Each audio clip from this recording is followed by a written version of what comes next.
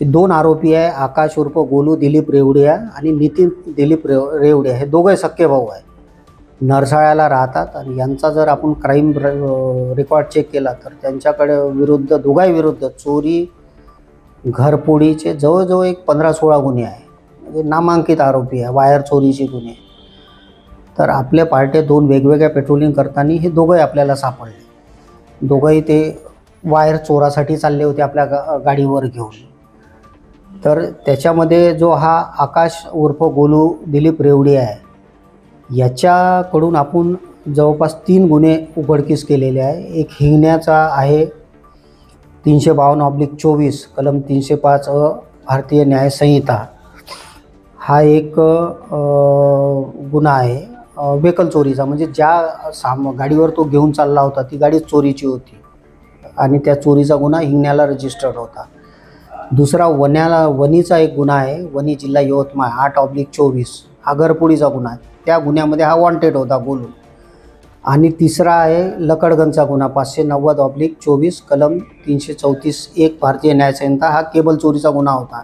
याच्यामध्ये हा जो आहे आकाश उर्फ गोलू दिलीप रेवडिया आणि लकी शाहू असं त्या दोघांनी मिळून ही वायर चोरी केली होती. आणि जो माल जो आहे तो सलीम शेख कपाडी मोठा ताजबागला आहे त्याच्याकडे तो विकला होता. असे एकंदरीत ते 3 गुन्हे याच्याकडून झाले गोलू रेवडियाकडून.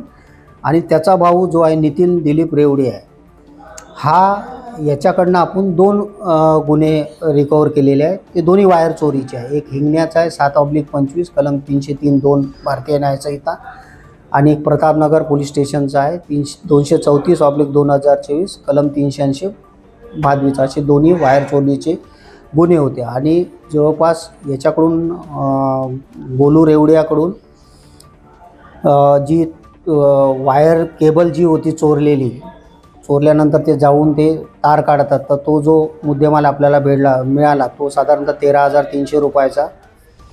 ती जी दुचाकी त्याच्याकडून आपल्याला मिळाली ती 80,000 रुपयाची. आणि त्या पैशातून जो त्यांनी ॲपल कंपनीचा अँड्रॉईड फोन घेतला होता त्याच्या मिसेससाठी तो 70,000 रुपयाचा. त्याच्या पासबुकमध्ये काही पैसे त्याने टाकले होते ते आपण जप्त केलं, त्याच्यामधली रक्कम.